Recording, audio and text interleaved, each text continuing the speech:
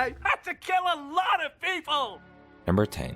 The House That Jack Built. Me getting in this car with you, you might as well be a serial killer. Sorry, but you do kind of look like one. This one's a wild ride into the twisted mind of Jack, a serial killer who sees his murders as high art. Those inner desires which we cannot commit in our controlled civilization. So they are expressed instead through our art. Set over 12 years, the film tracks Jack's descent into madness as he casually narrates his crimes with disturbing calm and philosophical flair. Lars von Trier's signature style means you're not just watching gore, you're forced to think about what makes a monster. Spoiler alert, the answer is very unpleasant. Nobody wants to help! It's not for everyone, and if you enjoy your horror with popcorn and laughs, this movie might be your worst nightmare. Mind if I take a look in the van, please, sir? I'd be a bad guy if I said no. Number 9. The Girl with the Dragon Tattoo.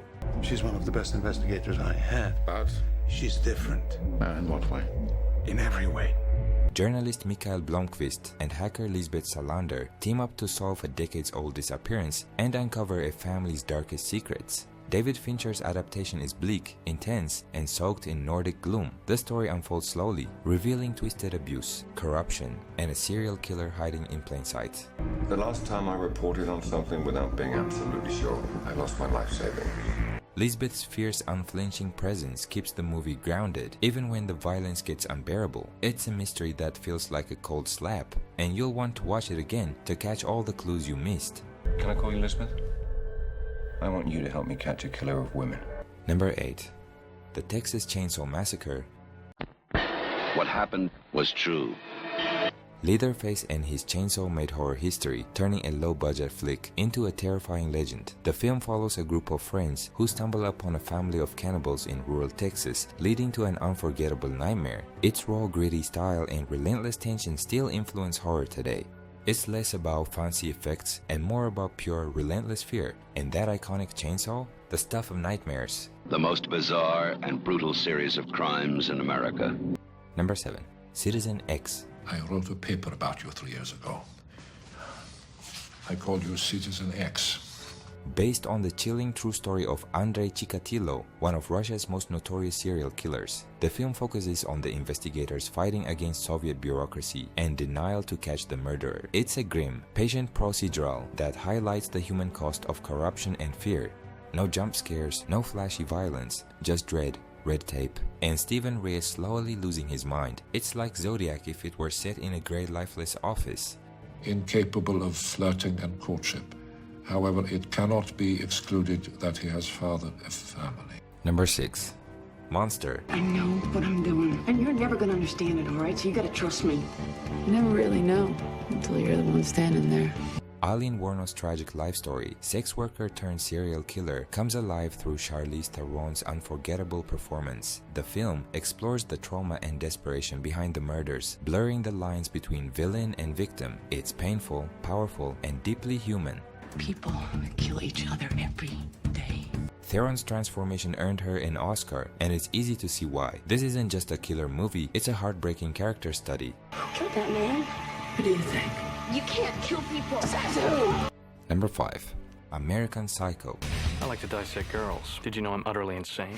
Before Christian Bale was Batman, he was this guy. And honestly, Bruce Wayne wishes he had this skincare routine. Patrick Bateman is a wealthy, narcissistic investment banker who moonlights as a serial killer. Or does he? This sleek, satirical horror is a bloody dive into 80s consumerism, toxic masculinity, and psychosis wrapped in a Valentino suit. Hey, Paul!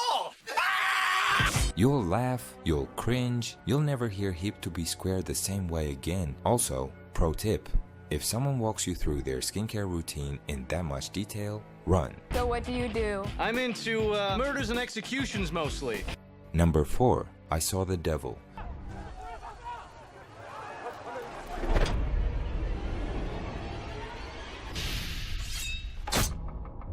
Revenge is a dish best served cold and then microwaved over and over until everyone's emotionally destroyed. When a secret agent's fiancé is murdered by a serial killer, he doesn't just want to kill the guy. He wants to break him mentally, physically, and repeatedly. It's one of the most brutal cat and mouse games in cinema, where the hunter becomes the monster he's chasing. It's violent, intense, and makes Saw look like a bedtime story. Honestly, you may need a shower after this one, a long silent shower. Number 3. Memories of Murder.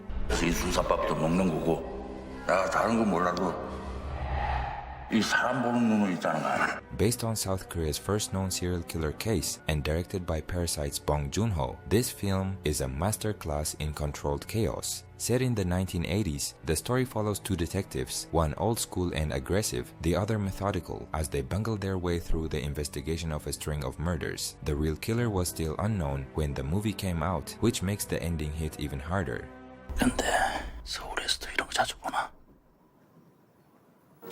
It's not just a serial killer story, it's about failure, frustration, and that gnawing feeling that justice might never come. And that final shot? Yeah, it'll haunt you long after the credits roll.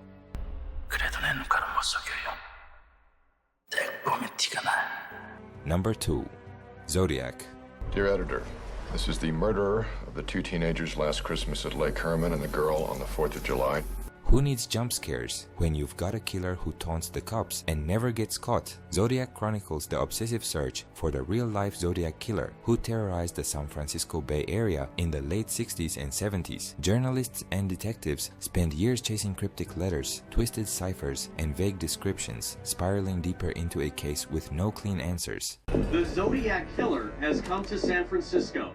Directed by David Fincher, this isn't just a thriller, it's a slow descent into paranoia. The true horror? You know how it ends, with nothing, no closure, no arrest, just the haunting feeling that the killer might have watched the movie too, and smiled. I like killing people because man is the most dangerous animal of all. Number 1. Seven. We'll be spending every waking hour together from now until the time I leave. I'll show you who your friends and enemies are. This isn't just a crime thriller. It's a slow descent into madness, moral horror, and damp, depressing weather. Detectives Somerset and Mills are on the trail of a serial killer who's using the 7 deadly sins as his murder. M.O. Gluttony, greed, sloth. You know the rest. Each crime scene is more disturbing than the last, and each clue inches them closer to a finale that has gone down in movie history as the most haunting box-related scene ever. This guy's methodical, exacting, and worst of all, patient. He's laughing at us. Dark, stylish, and soul-crushingly bleak, Seven doesn't just show you horror, it infects you with it. And that ending, pure, uncut despair, it's the gold standard of serial killer movies wrapped in a cardboard box. He's 2 murders away from completing his masterpiece. Hey!